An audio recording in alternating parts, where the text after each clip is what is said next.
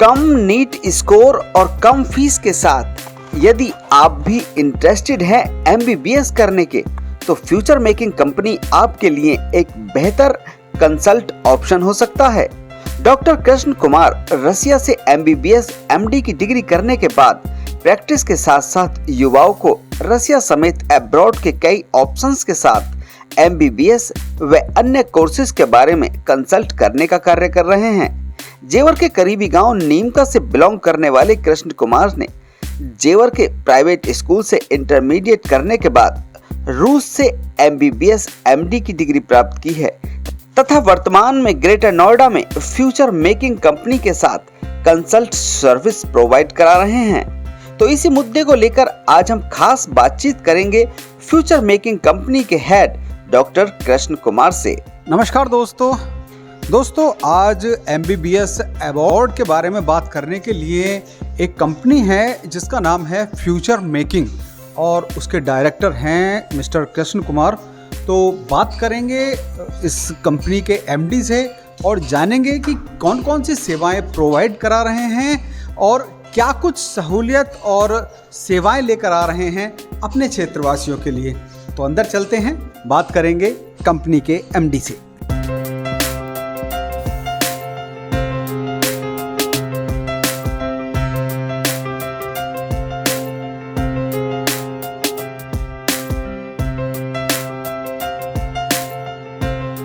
तो मैं आज डॉक्टर कृष्ण कुमार के साथ हूं जो कि सेवाएं प्रोवाइड करा रहे हैं एमबीबीएस, एमबीए और इंजीनियर से संबंधित अनेकों कोर्स के बारे में। तो बात करेंगे कृष्ण कुमार जी। तो दोस्तों, जैसा कि आप सभी जानते हैं, क्षेत्र में बहुत बड़ा एयरपोर्ट बनने जा रहा है और तमाम तरह की सुविधाएं इस वक्त जेवर क्षेत्र में मिलने जा रही हैं। तो जेवर क्षेत्र से चंद किलोमीटर की दूरी पर ही कृष्ण कुमार जी ने अपना ऑफिस बनाया हुआ है और आज उनसे रूबरू होंगे, उनके बारे में जानेंगे कि अब्रॉड में एमबीबीएस कराने को लेकर, एमबीए कराने को लेकर व अन्य सेवाएं प्रोवाइड कराने को लेकर क्या कुछ सुविधाएं दे रहे हैं। सबसे पहले बहुत बहुत शुभकामनाएं कृष्ण कुमार जी, आपने ऑफिस शुरू किया है, शुभकामनाएं। Thank you so much sir, thank you. Actually आप जानते हैं, मैं नीमका गांव जेवर के पास में 3 से 4 किलोमीटर दूर है, मैं वहीं से बिलोंग करता हूं। 2015 में मैं रशिया गया था पढ़ने के लिए, मेरा एमबीबीएस वहीं से कंप्लीटेड है। मैं वहीं से पास आउट होके बच्चों की, एक्चुअली मेरा प्लान ये था कि मैं बच्चों को, वहाँ के जो आसपास के जो बच्चे हैं जो एजुकेटेड हैं लेकिन उनको रास्ते नहीं मिल पा रहे हैं, तो मैं चाहता हूँ कि मैं उन बच्चों को गाइड करूँ, एज उनको काउंसल करूँ। ज़रूरी नहीं है कि मैं उनका एडमिशन करवा पाऊँ या उसमें रिगार्डिंग उस चीज़ के चलते मैं उनको काउंसल करूँ, उनके कैरियर के चलते, क्योंकि बहुत सारी चीज़ें होती हैं। हमारी मिडिल क्लास फैमिली, जैसे हम आसपास के जितने भी लोग हैं, हमको गाइड करने वाला कोई नहीं है। हमारे इलाके में, जैसा आप बताए, अभी एयरपोर्ट बनने जा रहा है, लोगों के पास पैसा भी है लेकिन लोग यूज़ नहीं ले पा रहे हैं उस पैसे का। आप रूबरू हैं उस चीज़ से, तो मेरा मेन टारगेट ही यही है कि मैं बच्चों की मदद करूं। एक जो भी, जैसे क्यों बच्चे अब्रॉड जाना चाहते हैं, क्यों वहाँ से एमबीबीएस करना चाहते हैं। आपने एक सवाल बहुत सुना होगा कि दूसरे देश से एमबीबीएस बहुत सस्ते में होती है और वहाँ की कोई वैल्यू नहीं है, और यहाँ पे आने के बाद उनकी कोई वैल्यू नहीं होती है। नहीं, ऐसा नहीं है बिल्कुल भी। आप जिस भी कंट्री से एमबीबीएस करते हैं या कोई भी कोर्स करते हैं, वापस आने के बाद आपको एग्ज़ाम देना पड़ता है। अगर आप उस एग्ज़ाम को निकाल लेते हैं, उस एग्ज़ाम के बारे में मैं आपको बताऊंगा, अगर एग्ज़ाम निकाल लेते हैं तो आपकी सेम वैल्यू बन जाती है जैसा आप इंडिया में एक वेरीफाइड डॉक्टर हैं, सेम। डजेंट मैटर आप किस कंट्री से हैं, अगर आपने एग्ज़ाम निकाला है तो आप एक ऑफिशियल डॉक्टर, रजिस्टर्ड डॉक्टर हैं इंडिया में। आपको मैं बता दूं कि इस वक्त मैं ग्रेटर नोएडा वेस्ट में हूं और एक कमर्शियल बिल्डिंग के 16वें फ्लोर पर इस वक्त हम बैठे हुए हैं। भाई से आगे जानेंगे इस प्रोसेस के बारे में, लेकिन सबसे पहले हम इनसे जानेंगे कि आपने एमबीबीएस किया है लेकिन उसके बाद आप बच्चों को कंसल्ट करने का काम कर रहे हैं। आप अभी तक किसी भी हॉस्पिटल में क्यों नहीं हैं? सर, एक्चुअली मैं आपको बताता हूँ। मेन चीज़ ये हुआ कि मैंने जब एडमिशन लिया था 2015, तो मैंने भी ऐसे किसी कंसल्टेंट के थ्रू एडमिशन लिया था, लेकिन हमारे साथ थोड़ा सा फ्रॉड हुआ था। अराउंड 16 लाख समथिंग का फ्रॉड किया था किसी कंसल्टेंट ने। तब चीज़ें आई सामने के, यार ये गलत हुआ हमारे साथ, हम एटलीस्ट औरों को बचा सकते हैं इस चीज़ के चलते। हालांकि मेरी इंटर्नशिप भी चल रही है, मैं प्रैक्टिस भी कर रहा हूँ, मेरा एग्ज़ाम भी है और मैं पीजी की भी तैयारी कर रहा हूँ साथ के साथ, और मैं बच्चों की मदद भी कर रहा हूँ कि कम से कम पैसे प्लस अफोर्डेबल प्राइजेज में बच्चा वहाँ जाए और अपना सपना पूरा करे, अपनी फैमिली का सपना पूरा करे। मेरा मेन टारगेट ये है कि हमारा जो इलाका है जेवर, अराउंड काफ़ी सारे गाँव से आते हैं उसमें, वहाँ के लोग वहीं पे पढ़ के वहीं पे अपना सेटअप बिठाएं, क्योंकि बाहर से तो लोग कहीं से भी आ सकते हैं। अगर हमारा आने वाले समय में जेवर बढ़ने वाला है और ज़्यादा ग्रो करने वाला है, तो मैं चाहता हूँ कि उस समय पीरियड तक हमारे ही इलाके के स्टूडेंट्स या फिर जो भी जिस फील्ड में हम लोग बच्चों को गाइड करते हैं वो वहाँ पे अपना सेटअप बनाएं। बाहर के लोगों को हम क्यों अपनी जगह दें, क्योंकि हम हैं वहाँ के लोकल्स हैं। तो ये एक मेरा मेन टारगेट है। इसके साथ साथ मैं बच्चों को काउंसल कर रहा हूँ फिलहाल में। डॉक्टर साहब, आपकी यात्रा के बारे में जानना चाहेंगे। आपने बताया कि आपने जेवर से ही शिक्षा ग्रहण की है। जेवर से और रशिया तक जाना और वहाँ आपने कौन कौन से कोर्स किए, आपकी पूरी यात्रा कैसी रही, उसके बारे में बताइए। सर, मैं 2014 ट्वेल्थ क्लास प्रज्ञान पब्लिक स्कूल से किया था। उसके बाद मेरा एक प्लान बना कि मैं अब्रॉड में अफोर्ड कर पाते हैं। पापा ने बोला कि आप अफोर्ड कर पाएंगे, कोई दिक्कत नहीं, आप चले जाइए। क्योंकि एक अफोर्डेबल प्राइस में रशिया आ रही थी, मेरे और भी कंट्रीज़ थी, किर्गिस्तान, कज़ाकिस्तान था, आर्मेनिया थी, यूक्रेन भी था उस टाइम पे, और चाइना भी था। लेकिन पापा ने पर्सनली यही बोला कि आप रशिया जाइए, क्योंकि रशिया और इंडिया के डिप्लोमेटिक रिलेशंस बहुत अच्छे हैं। बड़ा कंट्री है, एक पावरफुल कंट्री है, तो कोई भी इश्यूज़ रशिया में तो नहीं आने वाले। सेफली मेरा हो भी गया कंप्लीट वहाँ पे कोर्स। उसके बाद सर वहाँ पे जो इंडियंस नहीं और भी कंट्रीज़ के लोग आते हैं, हर कंट्री से स्टूडेंट्स हैं वहाँ पे। हमें वहाँ पे कम पैसों में एक एजुकेशन बहुत अच्छी मिल जाती है। इंडिया में जैसा कि 26 lakh something, 26 lakh students NEET का एग्ज़ाम दिए हैं इस साल। सीट्स कितनी है? 1 lakh, including private seats around 20 से 25 हज़ार प्राइवेट सीट्स हैं। अब जो रेस्ट बच्चे हैं, या तो वो ड्रॉप लेते हैं, 1 साल और प्रिपरेशन करते हैं, और या फिर वो छोटे कोर्सेज, छोटा कोई कोर्स नहीं है, वैसे तो कोई कोर्स छोटा नहीं होता, लेकिन बच्चों के पास, बच्चा बनना डॉक्टर चाहता है लेकिन अपने सपनों को त्याग देता है सिर्फ इस वजह से कि उसका इंडिया में नंबर नहीं आया और उसके पास इतने पैसे नहीं है कि वो प्राइवेट कॉलेजेस से MBBS वगैरह कर पाए। तो तब बच्चे दूसरा ऑप्शन लेते हैं।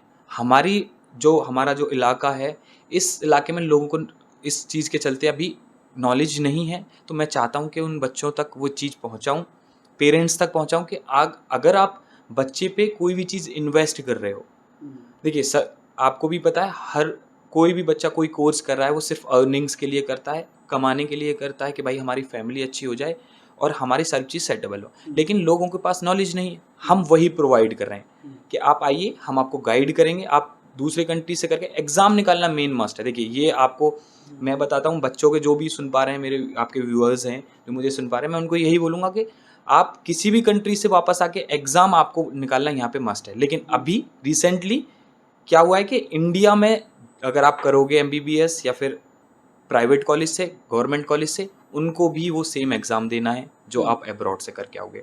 तो अगर आपका बजट है इंडिया में अराउंड 1 करोड़, 1.25 करोड़ तक MBBS होती है प्राइवेट कॉलेजेस से, गवर्नमेंट में कम होती है क्योंकि सीट्स भी कम है उस लेवल में। अराउंड 80-90 हज़ार गवर्नमेंट सीट है, बाकी 20-25 हज़ार प्राइवेट सीट्स हैं। बाकी के रेस्ट बच्चे वही पैरामेडिकल करते हैं, आपका नर्सिंग हो गया, BMLT, DMLT वगैरह बहुत सारे कोर्सेज हैं पैरा में आते हैं, थेरेपिस्ट वगैरह हो जाते हैं। तो मैं चाहता हूँ यही अमाउंट आप अगर किसी और कंट्री से करके अपने इंडिया को सर्व कर रहे हो सर्विसेज, तो बेस्ट है। क्योंकि हम पेरेंट्स ही खर्च करेंगे, फीस वगैरह जितनी भी है पेरेंट्स पे ही करेंगे, और यहाँ पे आके अगर आप उसको वर्थ इट कर रहे हो, आप उस चीज़ पे जा रहे हो, तो बेस्ट है, कोई दिक्कत नहीं है। डॉक्टर साहब, क्या होता है ना कि अपने देश में अगर आप MBBS करते हैं तो उसे वैल्यूएबल माना जाता है, लेकिन अगर बाहर कंट्री से हम करते हैं तो खास तौर से चाइना का अगर नाम आ जाए तो चाइना का तो वैसे भी चले तो शाम तक, ना चले तो शाम तक, उसके कही जाती है कहावत है। तो चाइना के से जो आदमी करके आता है MBBS, तो उसे तो वैसे ही थोड़ा सा लो क्वालिटी में देखा जाता है।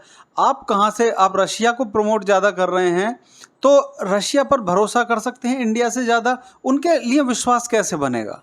सर देखिए, रशिया को मैं प्रमोट नहीं कर रहा हूँ, मैं वहाँ से पढ़ा हूँ, मेरा पर्सनल एक्सपीरियंस वहाँ से है, वहाँ की चीज़ें मैं जानता हूँ, तो मैं इसलिए रशिया को प्रेफर कर रहा हूँ। प्रेफर मीन्स कि और भी ऑप्शंस आ जाते हैं, बच्चे किर्गिस्तान भी ज़्यादा ऑप्शन में ले जाते हैं, आर्मेनिया है, और भी कंट्रीज़ में जाते नहीं, रशिया की तुलना में जापान है, अमेरिका है, ये बेटर है या?